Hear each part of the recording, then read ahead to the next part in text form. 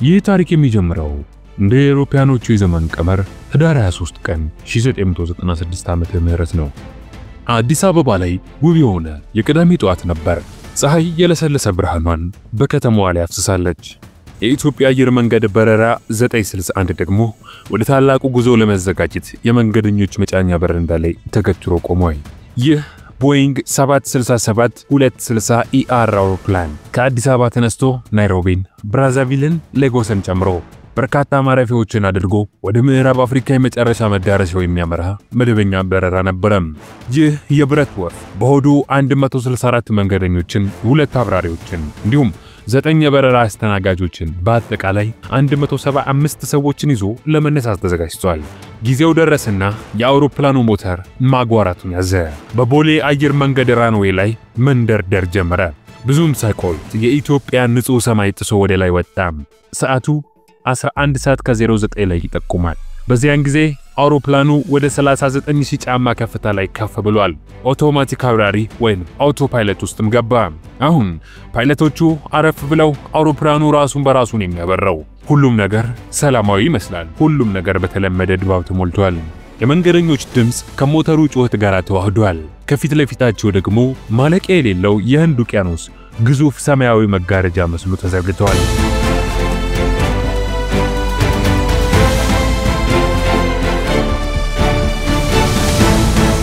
የበረራው መሪ ካፕቴን ለገሰ አባተ ነበሩ።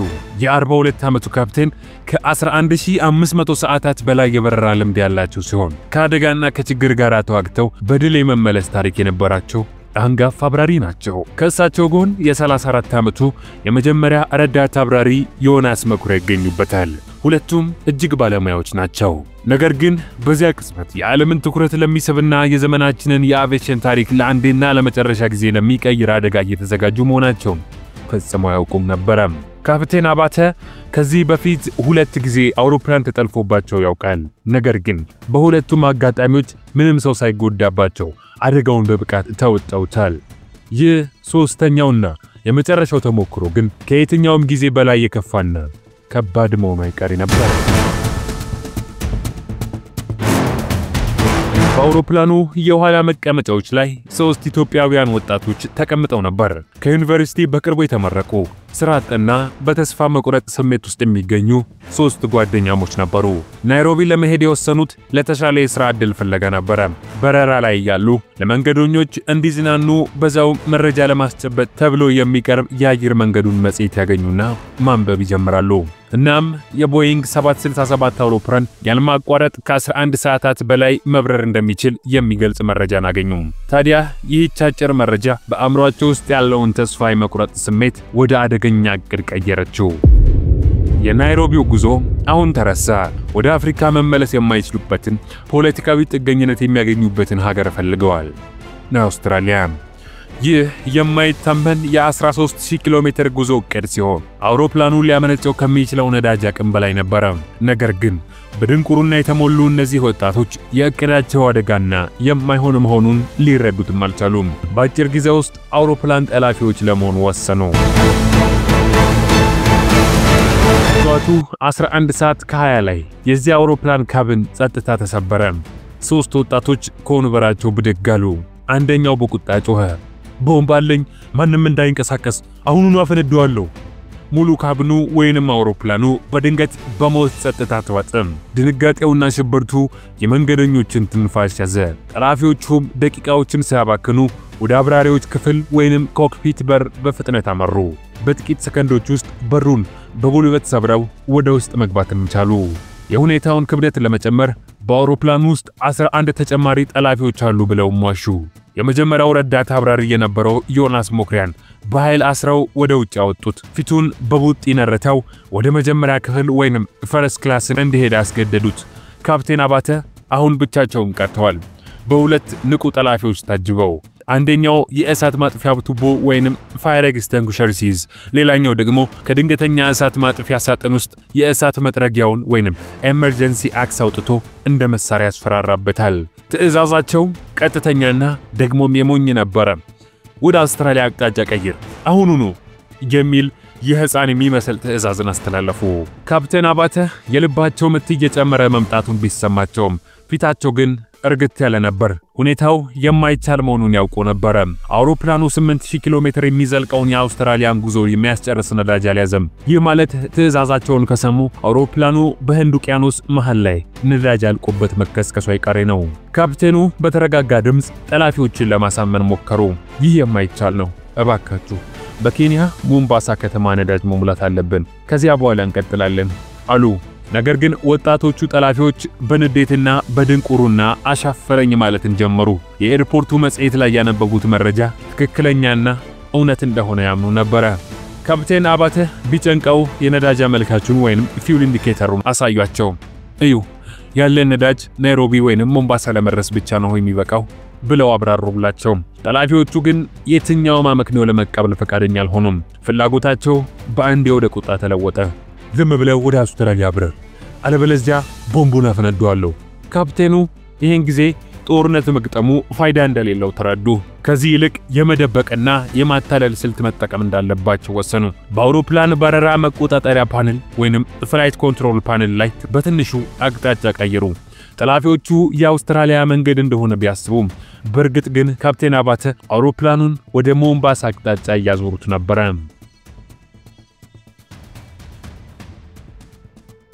ይህን አጭር ዕድል በመጠቀም ካፕቴኑ ለአየር ትራፊክ ቁጥጥር ወይንም ኤር ትራፊክ ኮንትሮልስ ድብቅ መልእክትን ለማስተላለፍ ቻሉ።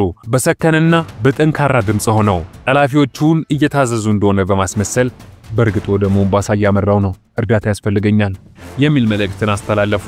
ይሁን እንጂ ጥርጣሬ ወዲያውኑ መጣ። አንድ ጠላፊ ካፕቴኑ ምድር ላይ ካለው የቁጥጥር ማዕከል ጋር ሲያወሩ አስተዋለ።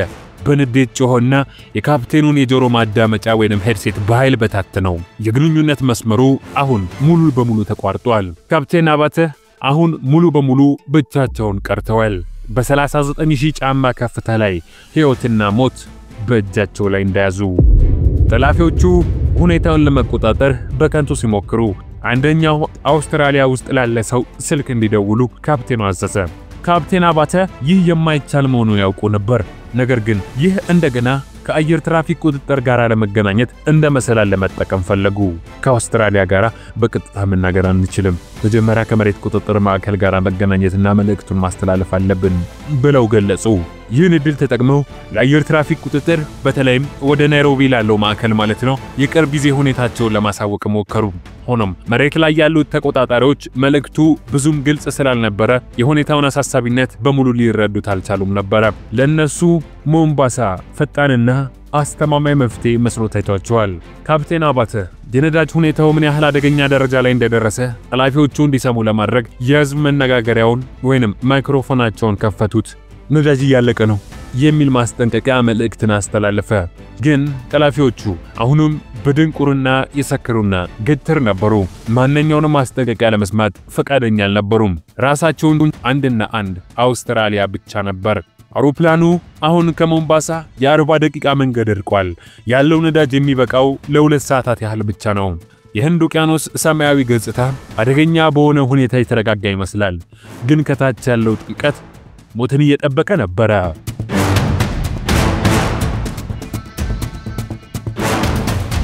ካፕቴኑ ጊዜው እያለቀ መሆኑን ተረዱ። ከጠላፊዎቹ ጋር መጨቃጨቅ ትርጉም አልነበረውም።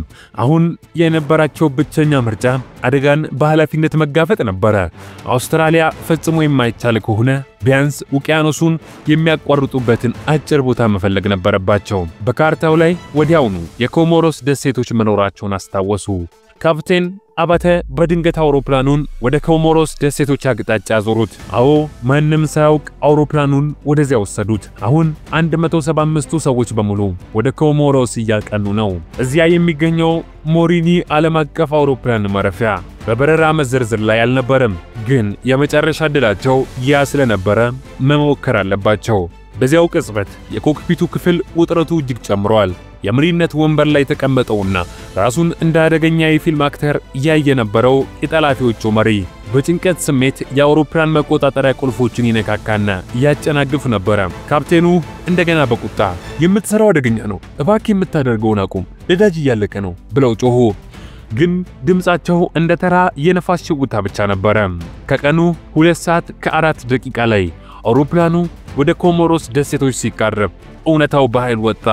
ነዳጅ ሙሉ ለሙሉ አለቀ። የሞተሩ ጩኸት ቀስ በቀስ ወደ ሞት ፉጨት ተለወጠ። ከ41 ደቂቃ በኋላ መከስከስ የማይቀር ነበር። የነዳጅ ማስጠንቀቂያ ደውሎች በመሪው ክፍል ውስጥ መጮህ ጀመሩ።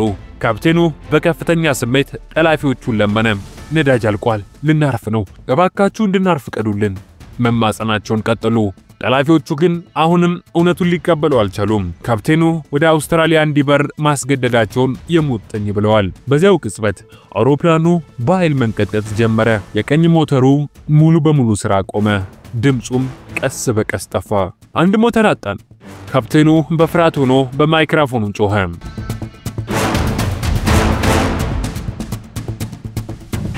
ካፕቴኑ በፍጥነት ወደ ኮሞሮስ ደሴት ዞሩ። አውሮፕላኑ በሁለት ሞተሮች ፋንታ በአንድ ሞተር እየተንሸራተተ መሄድ ጀመረ። ጠላፊዎቹ ለመጀመሪያ ጊዜ ፍርሃት ይሰማቸው ጀመር። ከመካከላቸው አንዱ ወደ መቆጣጠሪያው ፓነል በፍጥነት ገባና አውሮፕላኑ እንዲወጣ ቁልፎቹን በኃይል ጎተተ። ይህ ድርጊት አውቶፓይለቱን አጠፋው። አውሮፕላኑ በኃይል ወደ ጎን ተወርውሮ ወደ ውቅያኖሱ መውደቅ ጀመረ። ካፕቴኑ በሙሉ ኃይላቸው የአውሮፕላኑን መቆጣጠሪያ በመያዝ ለማረጋጋት ሞከሩ።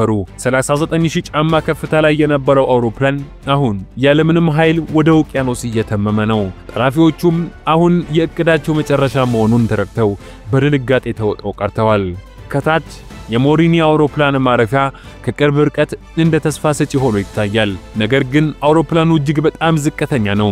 ለመድረስ ጊዜም ሆነ ኃይል አልነበረውም። ካፕቴን አባተ በመጨረሻም እውነታውን ተረዱ። ወደ ባህሩ ላይ ድንገተኛ ማረፊያ ወይንም ዲቺንግ ማድረግ። የመጀመሪያ ረዳት አብራሪ ዮናስ መኩሪያ ራሱን እንደምንም ተቆጣጥሮ መንገደኞቹን ለማስጠንቀቅ ወደ ካቢኑ በፍጥነት ገባ። ነገር ግን እዚያ የደረሰው አርፍዶ ነበረ። አውሮፕላኑ የህንድን ውቅያኖስ ወለል ሲመታ ውቅያኖሱ እንደ አውሬ ወደ ውስጥ ሰርጎ ገባ። መንገደኞች ሕይወታቸውን ለማትረፍ አንድ እድል አላቸው። ይሄውም አውሮፕላኑ ውቅያኖስ ላይ እየወደቀ መሆኑ አይቀሬ ከሆነ የህይወት ጃኬት ወይንም ላይፍ ጃኬትን ማጥለቅ አለባቸው። ነገር ግን የዚህን የላይፍ ጃኬት አጠቃቀም በቅጡ ያልተረዱት መንገደኞች ቀድሞውኑ ጃኬታቸውን በአየር ነፍተው ስለነበረ በአየር የተነፋው የህይወት ጃኬት ደግሞ ሰውን እንደ ቡሽ ያደርገዋል። እነዚህ ሰዎች ከመቀመጫቸው ሲነሱ የጃኬቱ የላይኛው ግፊት ወደ ታች በሚገባ ውሃ ተጨምሮ በሩ ወይንም መስኮቱ አጠገብ ላይ ወደ ጣራው አንሳፈፋቸው እንጂ በመስኮት በኩል ሊወጡ አልቻሉም። በዚያም ሳቢያ በፍጥነት የሚሰጥበው ካቢን ወይንም በአውሮፕላኑ ውስጠኛ ክፍል ታፍነው ቀሩ። ጃኬቱን አትንፉት፣ ከአውሮፕላኑ ከወጣችሁ በኋላ በአየር መንፋት ትችላላችሁ፣ እባካችሁ ስሙኝ፣ ዮናስ መኩሪያ በሙሉ ድምጽ ጮኸ። አንዳንድ ሰዎች ሰምተው ቢወጡም አብዛኞቹ ግን በድንጋጤ ተውጠው አልሰሙትም ነበር። አውሮፕላኑ በከፍተኛ ፍጥነት ወደ ውሃው ተቃረበ። ካፕቴን አባተ የቻሉትን ሁሉ አደረጉ። አውሮፕላኑ በትንሹ ወደ ግራ ዘመም ብሎም ነበር። ከምሽቱ 2:41 ላይ የግራ ሞተርና ክንፍ የውቅያኖስን ገጽታ በኃይል መታ። ውድመት ተከሰተ። የፊተኛው የአውሮፕላን ክፍል ወዲያውኑ ወደ ባህር ውስጥ ሰጠመ። የኋላው የአውሮፕላን ክፍል ብቻ በውሃው ላይ ተንሳፈፈ። የነፍስ አድን ጩኸቶች በሰማዩ ላይ አስተጋቡ። በአቅራቢያው የነበሩ የአካባቢው አሳ አጥማጆች፣ ቱሪስቶችና የባለ ረፍት ላይ የነበሩ የፈረንሳይና የህንድ ዶክተሮች ወዲያውኑ ወደ ስፍራው በመድረስ የማዳን ሥራን ጀመሩ። በአውሮፕላን ውስጥ ከነበሩት 175 ሰዎች መካከል 125 ሰዎች ሕይወታቸውን አጡ። ይህም 119 መንገደኞች፣ 6 የበረራ ሰራተኞች እናም 3ቱ ጠላፊዎችም ይገኙበታል። 50 ሰዎች ብቻ በሕይወት ተርፈዋል። ብዙዎቹም በሕይወት የተረፉት በካፕቴኑ ድንገተኛ የውሃ ማረፊያ ጥረት ቢሆንም የሕይወት ጃኬቱ የተሳሳተ አጠቃቀም ለብዙዎች ገዳይ ሆኗል። በአውሮፕላን ውስጥ ተነፍተው የቆዩት ጃኬቶች ሰዎችን ወደ ላይ በመግፋት ከመውጣት ከልክሏቸዋል። አውሮፕላኑ እንደሰጠመም ታፍነው እንዲሞቱ ምክንያት ሆኗል። ምናልባት የዚህን ጃኬት አጠቃቀም ቀድመው አውቀው ቢሆን ኖሮ ብዙዎች በተረፉ ነበር። ካፕቴን ለገሰ አባተና ረዳት አብራሪ ዮናስ መኩሪያ በሕይወት ከተረፉት መካከል ነበሩ። በደረሰባቸው ከባድ ጉዳት ወደ ኮሞሮስ ሆስፒታል ተወሰዱ። ከጊዜ በኋላ የዓለም አቀፉ የአቪዬሽን ማህበራት ለጀግንነታቸውና በከፍተኛ ግፊት ውስጥ ሆነው ብዙዎችን ለማትረፍ ላደረጉት ጥረት የክብር ሽልማቶችን አበርክተውላቸዋል። ካፕቴኑ በኋላ ላይ እውነተኛው ጀግና ግን ጠላፊዎቹን ተዋግቶ ጊዜ ሰጠኝ ረዳት አብራሪ ዮናስ ነበረ፣ እርሱን አመስግኑልኝ ሲሉ ትህትናቸውን ገልጸዋል። ይህ አደጋ በዓለም አቪዬሽን ታሪክ ውስጥ በካሜራ የተቀረጸና በጠላፊዎች ምክንያት በውቅያኖስ ላይ ለመጀመሪያ ጊዜ የተደረገ ድንገተኛ ማረፊያ ተደርጎ ይቆጠራል። አሳዛኝና አስደንጋጭ ቢሆንም የካፕቴን አባተ ብልሃትና ጀግንነት በሕይወት በተረፉት ሰዎች ልብ ውስጥ ለዘላለም ተቀምጦ ይኖራል። ይህ ክስተት የሰውን ሕይወት ለማዳን በተደረገው የመጨረሻው ሰዓት ትግልና የሰው ልጅ ድፍረትን ያሳያል። የኢትዮጵያ አየር መንገድ በረራ 961 ታሪክ የድንቁርናን ዋጋና የጀግንነትን አስፈላጊነት ያስተምረናል። በካፕቴን አባተና በረዳት አብራሪ ዮናስ መኩሪያ የተደረገው የብቻ ትግል ከሞት አፍ ለማምለጥ የተደረገ የላቀ የሰው ልጅ ጥረት ነው። ስለተከታተላችሁን ከልብ እያመሰገንን ቪዲዮውን መረጃ ሰጪ ነው፣ አስተማሪ ነው ብላችሁ ከወደዳችሁት ላይክ በማድረግ ለሌሎች እንዲደርስ ያግዙን። በቀጣይ አዲስና ልዩ መረጃ ሰጪ በሆነ ቪዲዮ እስከምንገናኝም ሰላም።